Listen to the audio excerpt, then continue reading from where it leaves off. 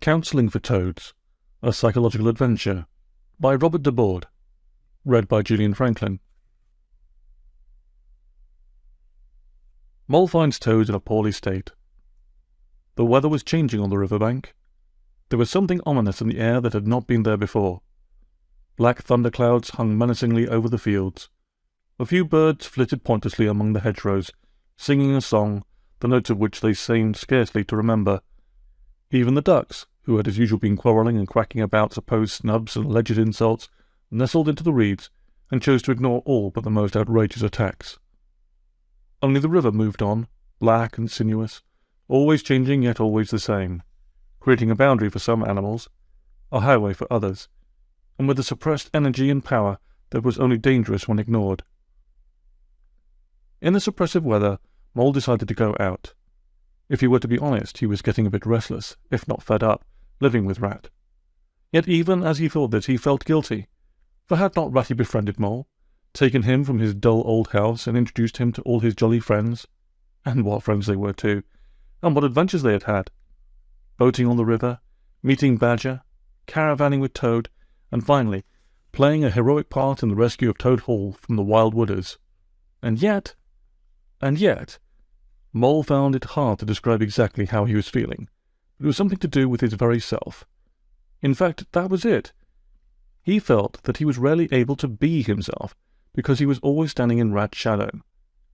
If they went boating, Rat would usually tell him that he was not doing it right, like not feathering his oars properly. When they moored, Rat would check the painter to see that Mole had secured it properly, and invariably gave it another turn around the post.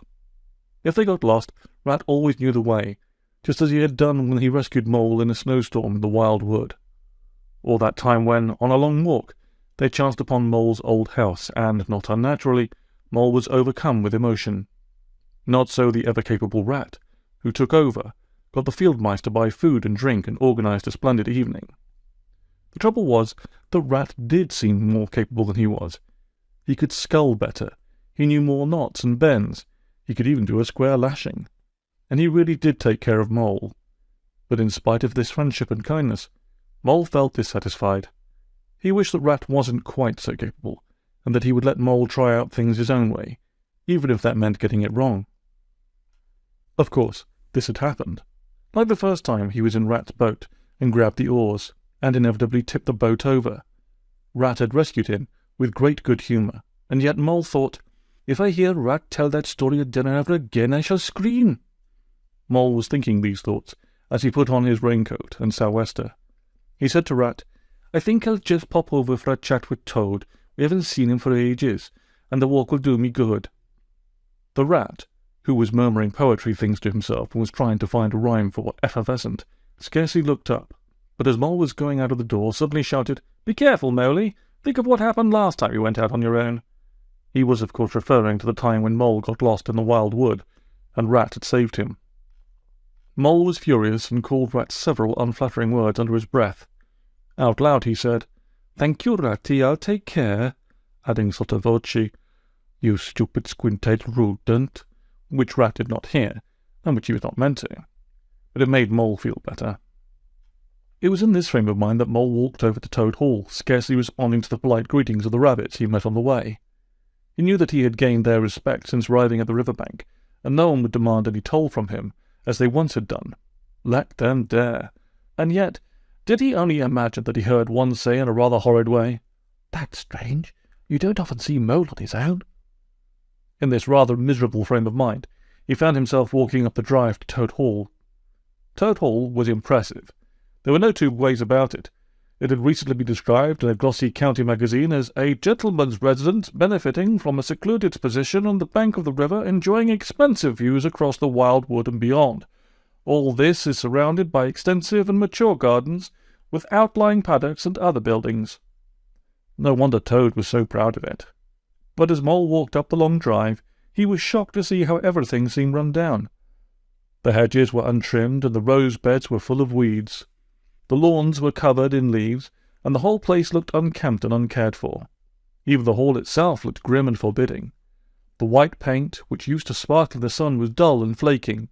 The creepers and creeping roses, which brought such colour and vibrancy to the walls, were dying and hanging down like black ropes. The windows, always clear and shiny, seemed only to reflect the dark and brooding weather, and added to the atmosphere of grim foreboding. Mole shivered. Pressing the buzzer, he heard the bell ringing deep within the house. There was no answer, and so he pressed a second time. Again the bell rang loudly, but to no avail. "Oh, well," thought Mole, "I might have guessed that Toad would be out enjoying himself. He's probably at his club playing billiards." This was a game at which Toad was particularly adept. Reluctant to leave, Mole walked around the house, past the walled kitchen garden, and came to the back door. He looked through the kitchen window to see what might be there. The room was empty, although there was some evidence that the stove was alight. He knew this room well, for it was furnished with comfortable old chairs in which he and Toad had sat and enjoyed many a hot mug of coffee on a winter's day. And then he saw on a chair a large heap of old clothes. Suddenly the clothes started to move.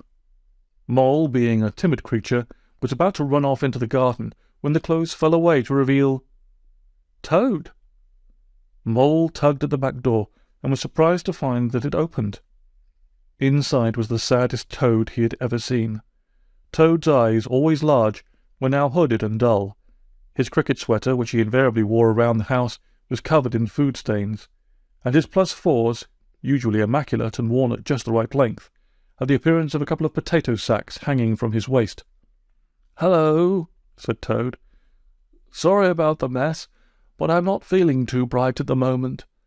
And with that he burst into tears.